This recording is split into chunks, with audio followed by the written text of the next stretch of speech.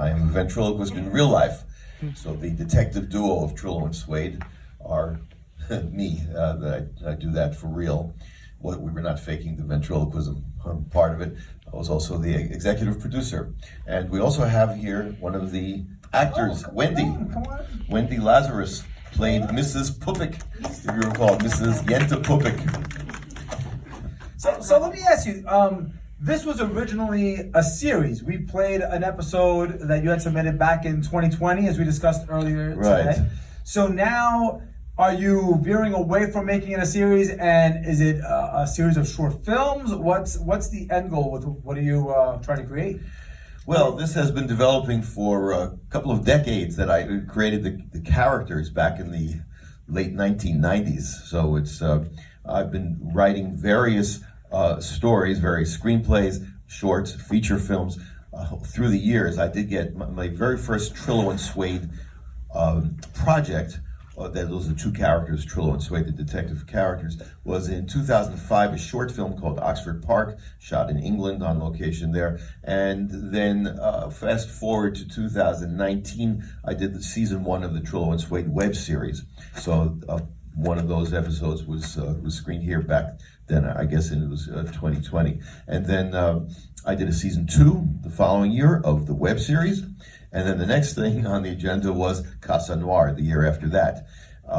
Now I am working on getting a feature film produced. One of several that I've written was starring these characters, but this one called While the Village Sleeps is, I'm organizing it right now. I hope to be able to shoot this within the next few months. So just organizing that. So that's the more culmination kind of thing of this whole project is a feature film, which I hope will be one of several. So where did the idea come from? Like, you're a ventriloquist, so did someone approach you and say, hey, I mean, I have so many questions. Is it part of your act as a ventriloquist and then someone came up to you and said, hey, you should make a movie of this character? Or how did that all come about? Well, I created the characters. I perform as a ventriloquist with many different puppet characters, but not the Trillo and Swade characters. My live performances consist of a bunch of other characters, depending on what kind of show I do.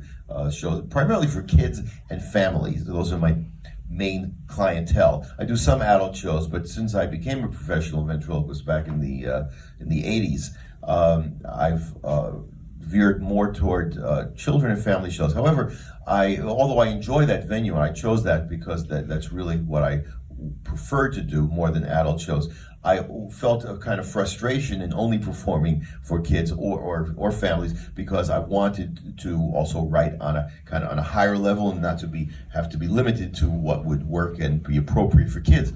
So I thought, what kind of a thing could I do to venture out into to write for adults and perform for adults? So I thought of these characters because I love film noir. That's my favorite film genre, way back even then. So I thought I'd love to do a neo-noir kind of series, and utilize my ventriloquism. So what kind of characters would fit? So I thought of the detective duo. Inspired by Humphrey Bogart, and starting with the Maltese Falcon and as the sort of iconic film noir detective character. And so I figured I'll make my own version of that and create a neo-noir alternate universe in which I could enjoy being part of and recreating this whole genre that I love so much, but do it in a parody kind of way as well. So tribute and parody at the same time. So, being that you're a big fan, are you, when you research, right, when you're writing these, are you more watching, if this is even your process, is your research made up of watching noir films or reading noir books? Mostly films, because I want to be on the screen, so I'm more inspired by the actual film noir genre of films. I haven't read many of the. I read the Maltese Falcon and maybe one or two others, but as far as the novels, but it's the films that inspire me. So, and you don't have a film background, right? No, I don't. I just a ventriloquist performing background, but I studied acting, improv acting, and I performed as an improv actor also. I worked with Chicago City Limits, which is an improv troupe, offshoot of Second City. Second City is the famous Chicago-based one, and Chicago City Limits oddly enough, is based in New York, but they splintered off from Chicago, from Second City.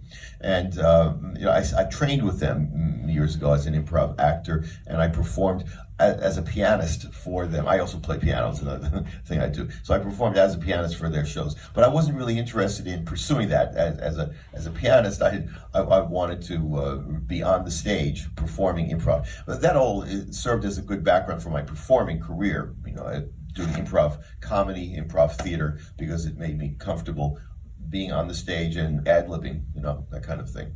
So all right. So since you didn't have a film, so how do you pursue that journey? Like, did you start making calls? How did you get a crew to help you put this all together?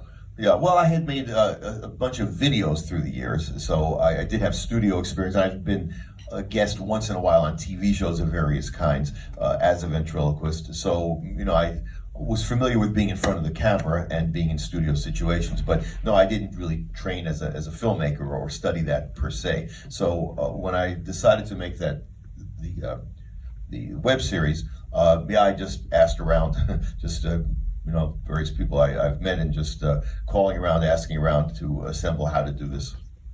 And so, since you started, do you continue to work with the same people? Like, are they all? Is that like your main? Some of the same, but no. Most of the crew has changed from project to project, but a lot of the cast members have remained, or at least repeated. Like Wendy joined us for season 2 of the web series, and I enjoyed working with her so much, and her performance in the episode she appeared in, that I invited her to be in Casa Noir.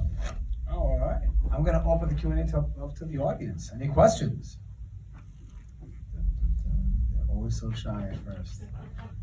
Yes. So, what you were saying earlier, it looks like the film might be on the road, yeah? Yes, I've been pursuing this for quite a while. It's quite a challenge to find the funding for a feature film. I self-funded the web series and Casa Noir in the hopes that this would open doors for getting at least the first of my feature films produced. And there have been a lot of almost deals through the years that I thought the funding was right in hand and it slipped away. But I'm working on a couple of possibilities right now. One seems very promising. I don't want to announce yet, it's not official, but fairly well-known producer, director I've been talking with, and it seems very promising. We'll be able to finalize the deal and go ahead and shoot this thing soon. I have a quick question for the actress. So,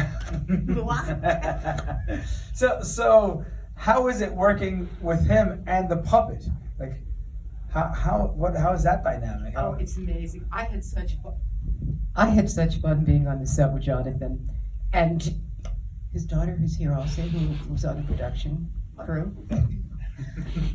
And Jonathan, you seem to be able, even though you don't work with all the same production people and obviously not all the same actors, you have a knack to choose people that work so well together and are there to help each other, which is just a wonderful experience, to go through. So, I was thrilled to be able to do season 2 of Trillo and Swain, and then be asked back to become Mrs. Pupik. And do you ever get direction from the puppet? Does he split his Well, personality? they tried. I had to help out. The little scene with the chess. Chess game. We said I had to help out with that with the puppets. No. Oh, all right. But the puppets are wonderful to work with. I'm gonna love to There's no talk back.